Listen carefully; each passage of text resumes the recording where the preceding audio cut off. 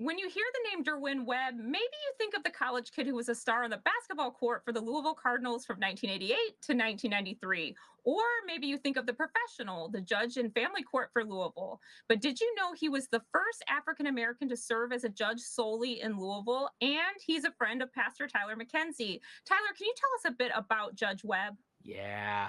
Derwin. So when I hear the name Derwin Webb, I think of bow ties because the dude's bow tie game is on point. But that's like, okay, so I call Derwin one of my dearest friends. And the reason why is I've known him for almost 9, 10 years now. And he's been a part of our church for much longer than that. And he has served over those years as a friend, a mentor, a confidant. We have prayed for each other together. We've prayed for our city together. We've schemed together on how to love the Ville, and he's been a real inspiration for me. And I can't wait to share him today for the great with the Great Day Live audience. What you need to know about Derwin is that he got into public service because he loves the Ville. Period.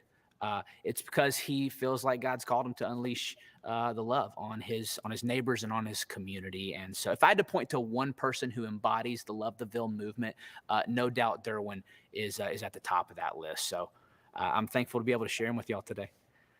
Absolutely. And Pastor Tyler and Derwin have been inspirations to each other. That's obvious. Let's learn who else has inspired Judge Webb in his life. When we're thinking about the subject of Black History and Black History Month, I think it's only appropriate that we start with someone like Dr. Martin Luther King Jr.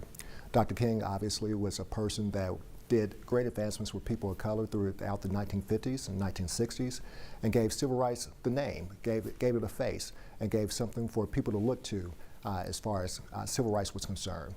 For me as a judge, I think about a person like Thurgood Marshall, who paved the way for me to be the judge that I am today.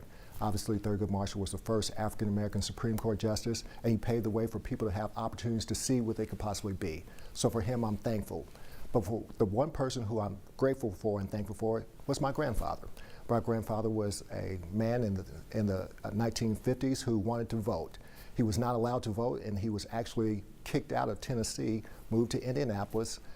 Through Indianapolis, he had other kids, and he and my father became civil rights leaders in Indianapolis, and I got a chance to see them.